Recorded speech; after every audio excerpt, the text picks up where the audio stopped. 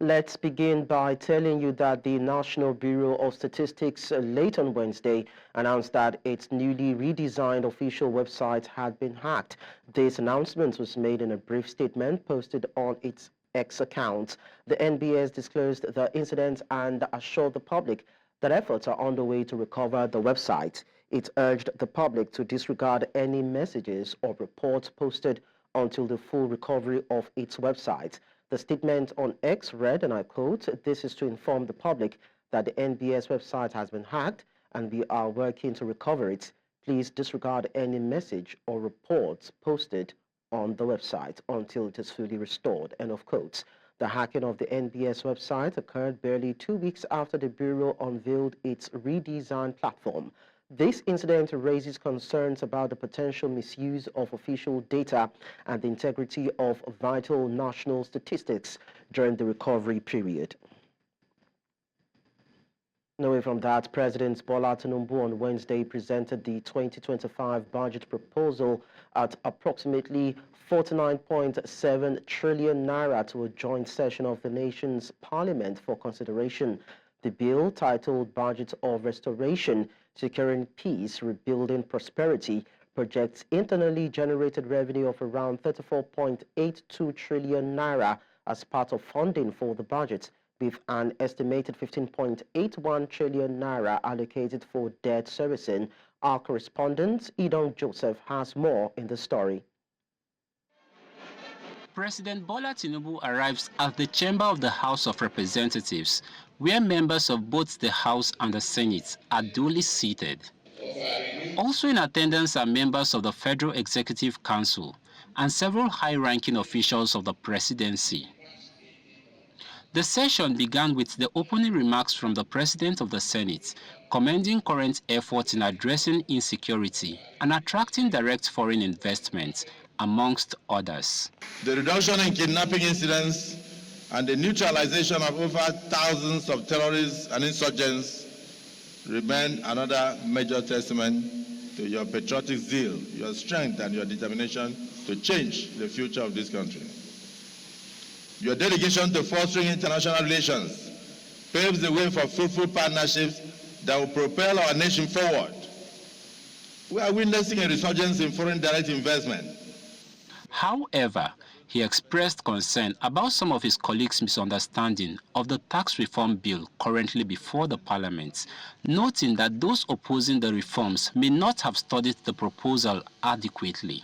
It is disheartening that those who have not yet taken time to understand the initiative, the focus, are the ones shouting the loudest as critics. But we will make sure that we listen to Nigerians and dot the I's and cross the T's to the satisfaction of all Nigerians and for the benefit of this country. Following his speech, President Tinubu presented the 2025 budget proposal to the lawmakers, saying that it will focus on education, health, infrastructure, and security, with over 14.9 trillion naira allocated to these sectors. The highlights of the 2025 budget allocations: defense and security, 4.91 trillion naira. Infrastructure, 4.06 trillion naira. Health, 2.48 trillion naira. Education, 3.5 trillion naira. He adds that through the budget, the government aims to reduce the current inflation rate of 34.6% by more than half of its current value. This is an ambitious but necessary budget to secure our future.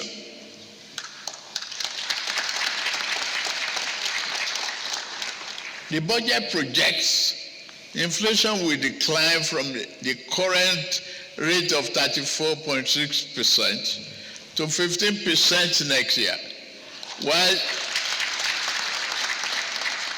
while the exchange rate will improve from approximately 1,700 naira per dollar to 1,500 naira. According to the president, the 2025 budget is not merely a statement, but presents government's renewed commitment to strengthen critical sectors for economic growth. In Abuja for News Central, I am Idong Joseph. Meanwhile, the People's Democratic Party has faulted the 2025 budget proposal presented by President Bola Ahmed Tinubu, describing it as unrealistic, opaque, and insincere. PDP National Publicity Secretary Debo Ologunagba, in a statement on Wednesday, said the budget was anti-people, warning that its implementation would worsen insecurity, poverty, and despair across the nation. Tinubu unveiled the 49.7 trillion naira 2025 budget proposal during a joint session of the National Assembly, allocating 4.91 trillion naira for defense and security, 4.06 trillion naira for infrastructure, 2.48 trillion naira for health, and 3.52 trillion naira for education. But the opposition party criticized the budget presentation, alleging it was riddled with unverified economic figures and empty campaign promises. Now, some lawmakers have called on Nigeria's President Bola Tinubu to ensure the 2025 budget translates into better living conditions for the citizens.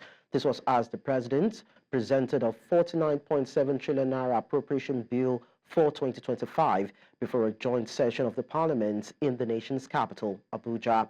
Our correspondent Joshua Marai reports. President Bola Tinubu has described the 2025 budget, dubbed the budget of restoration, as a reflection of the administration's priorities in advancing its developmental goals.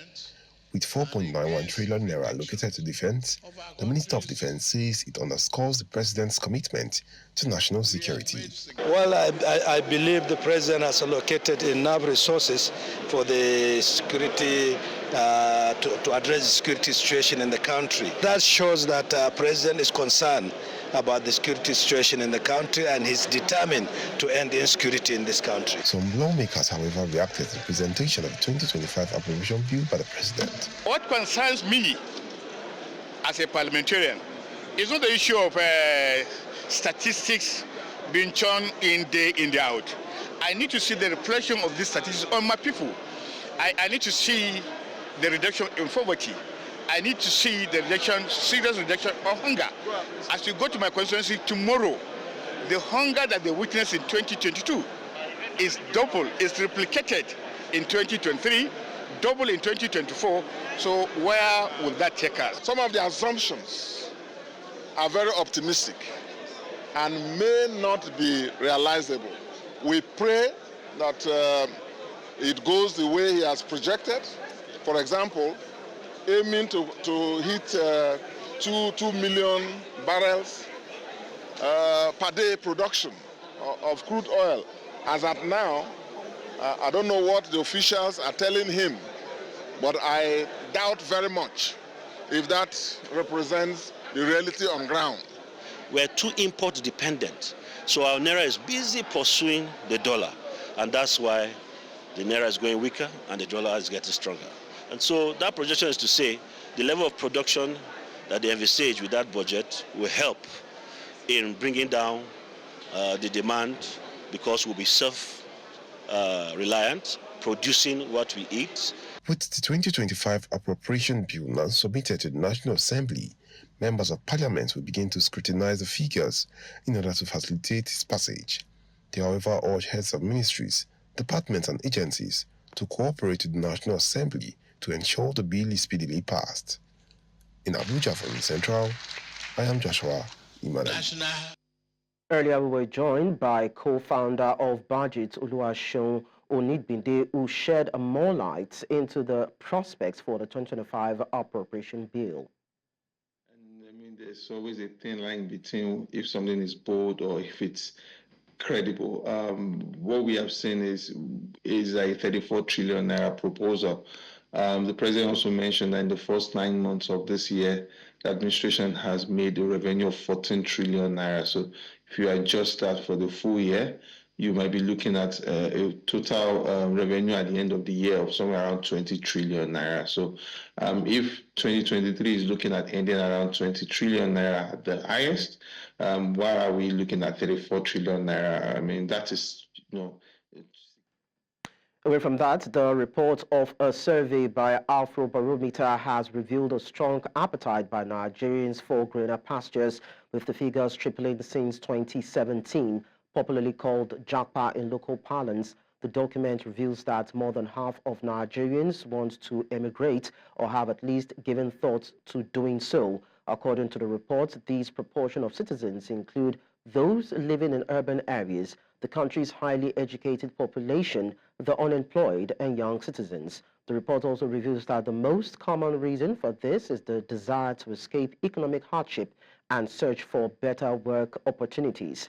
The Research Network's report said the most popular destinations of Nigerians are North America, Europe, and the Middle East. Afrobarometer, a non-profit organization based in Ghana, issued this report on Wednesday, the International Migration Day. Let's now join John Akirele, a public policy analyst, who actually joins me from Saitama in Japan to discuss this. Thank you so much, John, for joining us. Can you please unmute your device? I'm unmuted. My mic is okay. Beautiful. Muted. Yeah, we can hear you now. We can hear you now. So the Japa syndrome seems to be taking a toll on Nigeria's skilled population. You are one person in the diaspora, Japan to be precise. Is it actually greener on the other side? Well, the thing is, if you say the land is green on the other side, they are in perspectives, all right? The land is only green where you put in the work and the water. But what people are actually looking for is not even a greener pasture. They are looking for a working system, a system where you are sure that you can go to work and after 20 days of working or 30 days as it may be, that your daily wage and salary is paid at due time. There's no need for you to go on the street to protest for payment, non-payment of salaries that range between 4 to 6 months, even some places 8 months. Then how do they want you to survive? Another thing again is people are looking for a conducive environment that supports working ability. Take for instance, you are working in Nigeria, maybe a principal, and on the long run, you cannot even buy an iPhone 16, for instance, if that's what you want to buy. Why? Because we run a kind of system that is cash down. Now, in other parts of the world, you can go into a store as far as you have your working ID, pick any phone or any gadget of your choice, any home, even to cars, even to housing. You can access that easily. Why? Because you have a working ID, and then your payment is spread over the years, some 20 years, some 10 years, some 15 years, depending on how the plan you are subscribed into. And so these are things that make people to keep to their job, and they have this assurance that their life is safe and better. The last thing that people are also looking for is a stable economy. My brother, let me say to you, I have friends who are business owners in Nigeria who have migrated out of Nigeria to Canada, some to USA. Why? Because they feel that the environment is not conducive for SMEs. Personally, from my own experience also, it's not conducive. I used to be in Nigeria, now I'm in Japan. Why did I leave Nigeria for Japan? It's because I look at some of the indices and I say to myself, if truly I want a better life for myself and generations yet unborn through me, then I need to look for a place where the system works, a place where there is accountability, a place where there is transparency, a place where there is communication, a place where they value your life and your services, a place where people treat you with dignity and respect, even as a foreigner. Now, in Nigeria, Nigerians are not even treated with dignity. Now, you look at the minimum wage. Minimum wage is 70,000 naira. My brother, convert 70,000 naira to dollars. How much is that per hour? Now, let's even correct this notion. It's not minimum wage, it's minimum salary. Because a wage is something that comes to you on a weekly basis. And for Nigeria to say 7,000 is a minimum wage, for me, 70,000 naira should be said it's a salary, not a minimum wage. Oh, okay, now, so you look at now, John.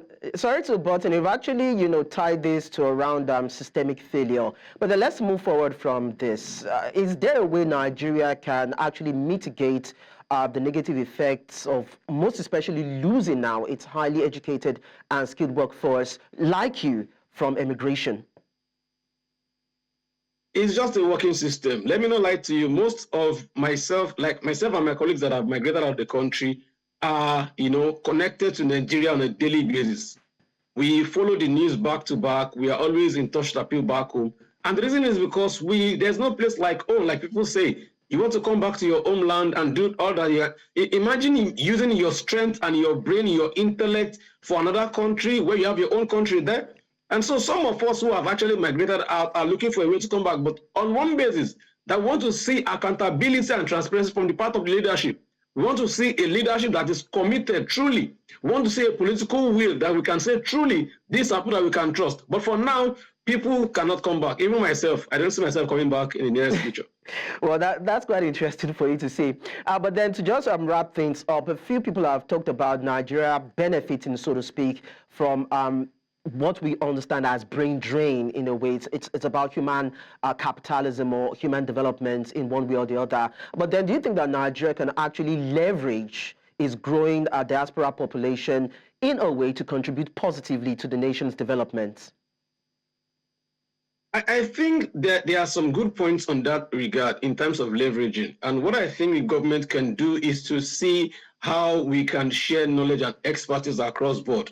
There are Nigerians who are doing excellently well, in Canada and other parts of the world. And talk of in education, in healthcare, in medicine, in drug production, in AI and technology, in fintechs, Nigerians are everywhere. And so if we can leverage on knowledge and share knowledge in terms of networking and look at what is it that is working in Canada or in Japan that we can bring into Nigeria, I think on that level, we can share knowledge and make sure that things work better. But all of these things still falls back to the things I've said to you earlier. The political will of our political leaders, the accountability and transparency in their own pattern, that those people who are in diaspora can feel that they are doing all of these things to a trusted hand. From the local government chairman to your local government councillor, even to the presidency, there's so much mistrust on that lane. And so many people just want to do their own thing on their own way. Well, but I think in all, Nigeria will come out stronger and better. God bless Nigeria. Amen, amen. We know that a few months ago, the Nigerian government entertained Nigerians in diaspora in an investment forum, hoping that they will be able to change the narrative. We're hoping to see you in that light for the country in a positive way anyway. Thank you so much, John Kerele, for sharing your thoughts with us on the news. Thank you for having me. A federal high court in Abuja has ordered the Interior Minister Olubunmi Tunji-Ojo and the Nigeria Immigration Service to always ensure that applicants who meet all the requirements are issued international passports within 6 weeks and in compliance with Section 9, Subsection 4 of the Immigration Act 2015. Justice Emeka Nwite issued the order in a judgment on a fundamental rights enforcement suit filed by an aggrieved Nigerian, Benita Ezumezu, with the NIS and the Interior Minister listed as respondents. Benita claimed to have applied for Nigeria's international passport and met all the requirements as of October 6, 2022, but the NIS failed to issue her the passport 14 weeks later. Let's talk CNG now. The Nigeria Presidential Compressed Natural Gas Initiative has expressed confidence that the nation will have about 200 conversion centers by the end of 2024. This was during the launch of a state-of-the-art conversion center in the nation's capital, Abuja. Amadine Uyi reports.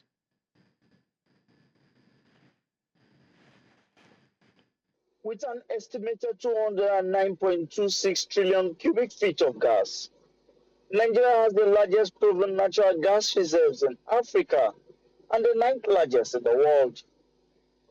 Despite this abundance, Nigeria has not significantly taken advantage of this resource, especially to solve its fuel scarcity challenges. Experts say while Nigeria effects an energy transition policy, its future is in renewables and must adopt compressed natural gas to solve problems caused by the use of petrol.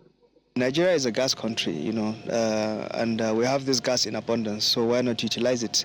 The future, everyone's future is different, but our future, I believe, is renewable, and gas is on top of it.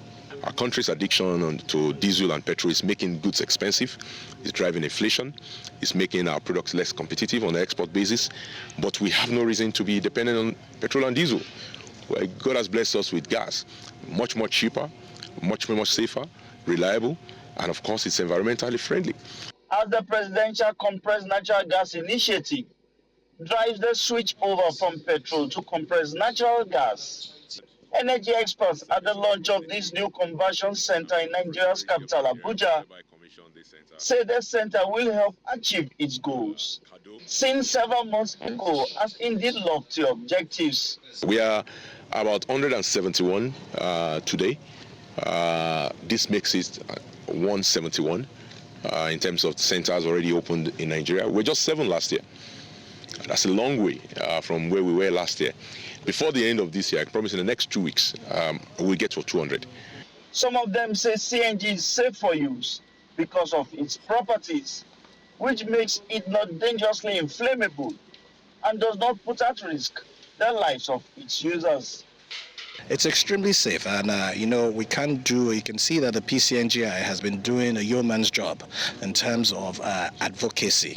We might have had 1 or 2 incidences, which was blamed on substandard materials and so on, trying to be fast. Now, the content of this gas is methane, and methane, as we know, is CH4. It's lighter than air, so in the event of any collision, it disperses into the air, into the thin air, and dissipates. The PCNGI says that the new centers are made possible through a partnership with the Nigeria Science and Engineering Infrastructure Agency, also known as NASENI, with several other private partners. It says that the initiative hopes to scale up the number of conversion centers in the country to 500 by the end of 2025. In Abuja for News Central, I am Amadin Uli. Looking at other stories now, journalists have been urged to be objective as well as uphold the ethics of their profession in the course of performing their duties. These were the thoughts of the Deputy Director, Plateau State Directorate of State Security Service, during a one-day seminar on the need for journalists to stay safe while reporting conflict situations. News Central's Chizobayowe tells us more in this report. Conflict reportage is one area of journalism that calls for constant training for practitioners to always be conscious of their profession and the best way to practice it. Oftentimes, journalists get injured, maimed, arrested, kidnapped, and in some cases killed in the line of duty. This is what this one-day training seeks to address with regards to national cohesion. So we are here to rub minds and also to guide you on the need for you to be secured so that you can do your job well. We are also here to tell you that your job determines the national security. A single journalist can destabilize this country and all the peace we are enjoying to get away. So that's why your job is very important as far as national security is concerned. While considering safety first, national peace and cohesion are very vital. In as much as we continue to do our work, there are certain parameters that we must be guided. We must be interested in national security. So whatever we're putting out to the public must be in good taste. Must be reports that will unite this country. Must be reports that will bring to national cohesion, national integration, and not reports that will take us back to our dark days, particularly for us in Plateau State. For the safety of these men of the pen profession and to ensure national security and integration too, journalists are appreciative of this session. You need to be alive, you need to be safe in order for you to report. There is no way you can discharge your duty as a journalist in the environment where there is chaos. While reporting, I should report issues that will protect the interests of the country, not to report something that will cause disunity. Don't be the news, be the reporter. Because if you know that whatever report you are going to carry on, whether investigative or even general report, you know that it will be detrimental to national security and even to your own self. You will not be a hero maybe in the grave. If these responses are truly the outcome of this session, then more of it won't be out of place for the safety of journalists for national integration. In Jos for News Central, Chizoba Aniwi. Nice to know you're still there. Now, following the flag-off of the airport construction in Oban Sulu Isalangwa South local government area of Abia State, the indigents of the community have been expressing optimism about the project. They are convinced that the airport, when completed, will attract a lot more dividends to them than the loss of their farmlands. News Central's Chinwe reports. States will develop hotels, will markets, will start developing. Our place will develop. So anybody who is talking against the airport is either being politically motivated or sentimental. It is all joy and excitement for the people on the day of the groundbreaking at the flag-off of the construction work by the Minister of Aviation and Aerospace Development, Festus Keyamo. Speaker after speaker emphasizes the benefit of the projects to the immediate community and the state in general. These projects will not be converted to any other projects. These projects will start and finish in no distance time. Adrian youth and Nigerian youth will be employed because we know that jobs are going to be created. Because it is the airports that actually generate economic activities. So it's not the other way around that you have to generate economic activities to the zenith before you give an airport. An airport is an enabler. Governor Alex Oti says the state government will do all it takes for the project to be actualized. Haven't joined us in the faith that this will be a profitable investment. One, that will create jobs for our children, like has been noted earlier, and opportunities for local entrepreneurs. I can readily assure you today that you shall reap the full benefits of your investments in the fullness of time. It was an event that attracted the political class, traditional institution, religious leaders, and community stakeholders. You are seeing today, you may not understand, but in the next 3 to 5 years, you will be able to return and you will be able to lift your hands to heaven and celebrate the faithfulness of God. Some of the dissenting voices heard earlier in the community against the proposal have now switched sides. With the government, government na hanwala. Ihe anyị bịara ihe anyị nwa na anọ as in tenants. So anyị eme ihe niile anyị nwere ike ime anyị ahụ na onwe ihe anyị ga-emeta. And o nwere ndị wee nọ n'isi ndị ọrụ na-eru n'okwu na aga challenge ndị a ihe anyị ga-achọrọ ga-abụta anyị nwa na anọ n'obodo ka egbuchie na anyị ma ọ ga-abụrụ anyị shiwa chọọ ọnwụ na anyị ekwe na anyị ekwe. So many things we need here. Our business are slow in movement, but by the time they will develop, they will come and do this airport here. Our businesses will be flowing better. And we are so happy that this place is going to develop for good. The airport project is expected to be completed in 3 years' time. In Omahia for News Central, I am Chinwe Ugele. In Africa, at least 39 people were killed and wounded in El Fasher, North Darfur on Wednesday when the Rapid Support Forces shelled a medical facility and residential area. In separate incidents, a Sudanese army fighter jet bombed a displacement camp in Inyala, south of Darfur, causing further casualties. El Fasher has witnessed escalating violence in recent weeks as fighting between the army and the RSF intensifies. The RSF aims to seize control of the remaining strongholds of the central government in Darfur. The El Fasher resistance committees reported that shelling of residential areas resulted in 10 deaths and 20 injuries. The Sudanese Doctors Network later confirmed that 18 people were killed and 21 seriously injured when the Saudi hospital was hit. The network condemned the repeated targeting of medical facilities in El Fasher, noting that the Saudi hospital had been shelled more than 4 times in recent weeks, along with markets, displacement camps, and civilian homes.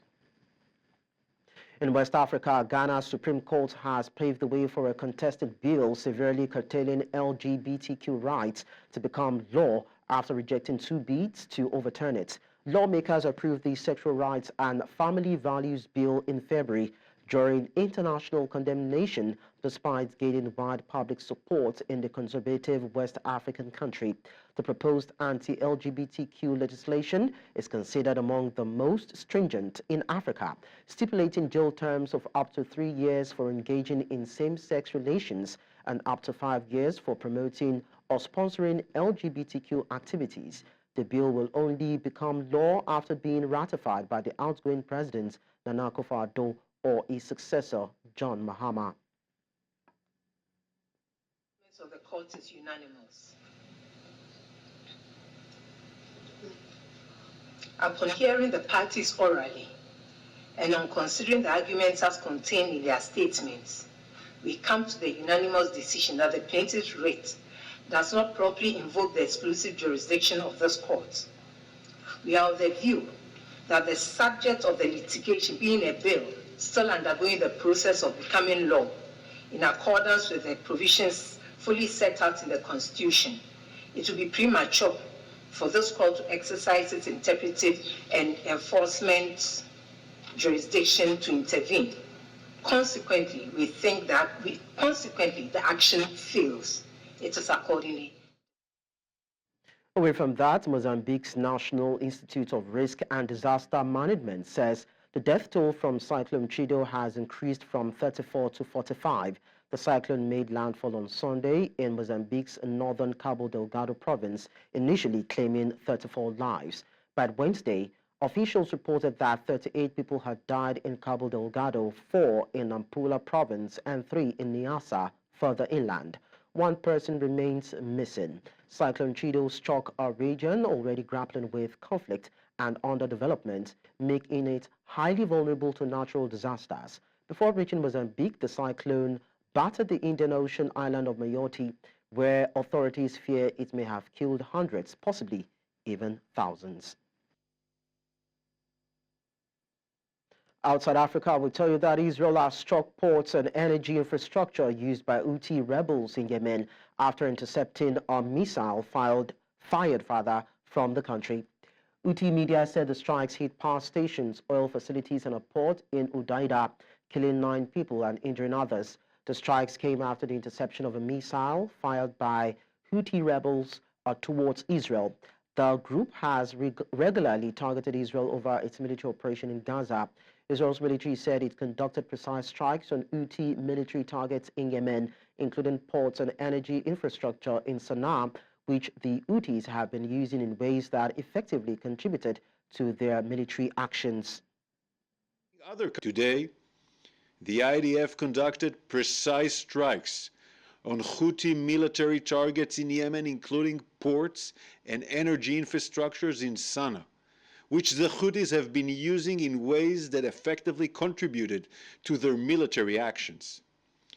Israel will not hesitate to act in order to defend itself and its citizens from the Houthis' attacks. The Houthis have been carrying out attacks against Israel in violation of international law, and the Houthi regime is a threat to peace and security in the region. Houthis are also targeting other countries in the Middle East, the United States, and other countries in the world. With their attacks on international shipping vessels and routes in the Red Sea and other places, the Houthis have become a global threat. Who is behind the Houthis? Iran. In North America, U.S. Secretary of State Antony Blinken says President-elect Donald Trump had a window to negotiate with Iran, saying the development of a nuclear weapon by Tehran was not inevitable. The outgoing top U.S. diplomat acknowledged that the cleric-run state may be more seriously considering a nuclear weapon after military setbacks in the region. In his first term, Trump pulled the United States out of a 2015 nuclear deal with Tehran that was negotiated under former President Barack Obama and then imposed sweeping sanctions. U.S. President Joe Biden's administration, on taking office in 2021, entered indirect talks with Iran to restore the nuclear deal. New administration, whether it's ours, whether it's the Trump administration, whether it was the Obama administration, there's been a shared determination, and a shared determination that remains, to ensure that Iran does not get a nuclear weapon. One way or another, I'm convinced that just as our administration have that policy, the next administration. I think there is the prospect of negotiations, and of course it depends on what Iran chooses to do and whether it chooses to engage in meaningful way. And of course the incoming administration will have to make a decision. President Trump, last time around in pulling out of the deal, said that he wanted, as he called it, a better. Now, Venezuelan President Nicolas Maduro says opposition leader Leopoldo Lopez was running the feared Tren de Aragua gang from Spain, where he's in exile. The ruling Chavistas had already linked its criminal organization to the opposition after the protests against Maduro's re-election on July 28, which some people described as questionable. Before then, the authorities claimed that the gang had been dismantled and that its arrival in other countries was a media fiction. He alleged that his opponents intended to use the Aragua train for post-election violence. Porque el único plan que tiene la extrema derecha venezolana es la violencia, el fascismo. Pero ya saben, estamos preparados para que en Venezuela siga reinando la paz, la unión, la armonía, el avance, el progreso, la recuperación. Ellos tienen desde hace mucho tiempo alianzas con el Tren del Llano, con el llamado Tren de Aragua. Leopoldo López, están las pruebas, las grabaciones, sé que están. Sé que en Estados Unidos los organismos de inteligencia manejan cómo Leopoldo López, a través de Gilbert Caro, homicida, preso en cárcel de Miami, dirigía el Tren de Aragua desde España, desde Estados Unidos y hacia Venezuela. Y cómo pretendían utilizar al Tren de Aragua para la violencia postelectoral, lo cual impidieron. In business, the long-proposed Fly Nigeria Act will become legislation, according to Festus Keyamo, Nigeria's Minister of Aviation and Aerospace Development. Perpetual Fasumi Peter has more on this and other stories on this in this business package.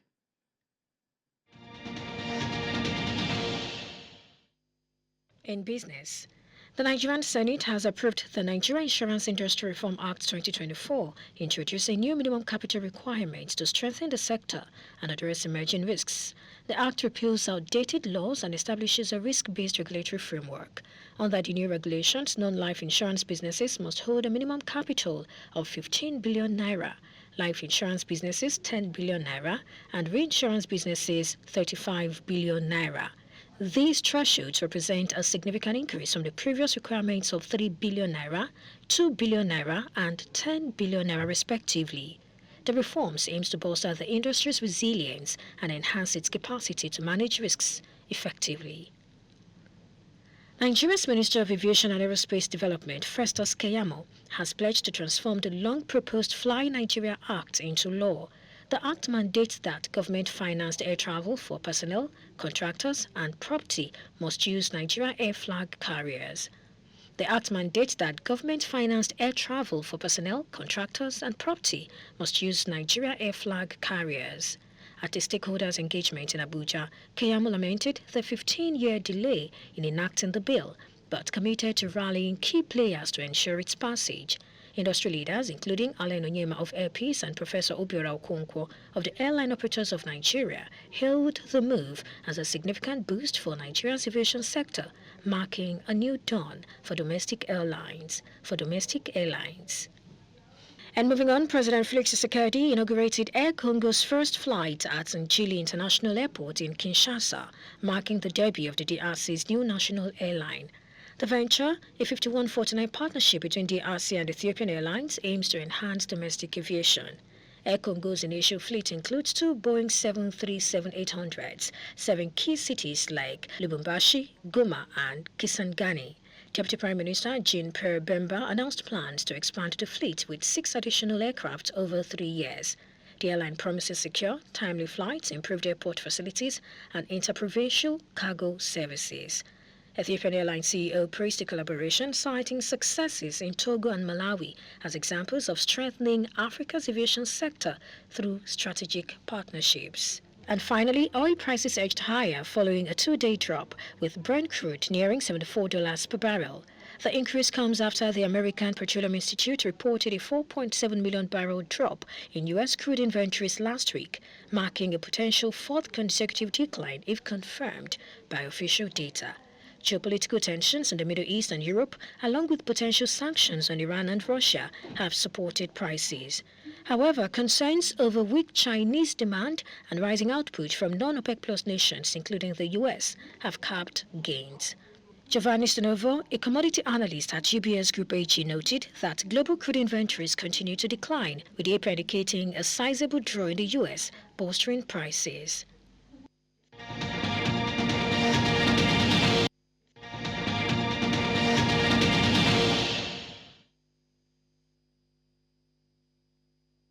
In sports, the Stallions of Nigeria fell short of expectations at the Rugby Africa Cup Ripachagi Pool A tournament in Tunisia. The Nigeria senior men's national rugby team slumped 10-34 to their Tunisian counterparts despite making some spirited efforts in the early stages of the semi-final tie. Halftime score stood at 8-5, with the Stallions narrowly trailing the hosts by 3 goals. Nigeria will now play Ghana in a classification game for 3rd and 4th places on game day 2 of the Rugby 15s Championship. The Ghanaians fell 22-31 to Zambia in the semi-final opener. The winner between Tunisia and Zambia will advance to play Morocco, who won Group B qualifying last month.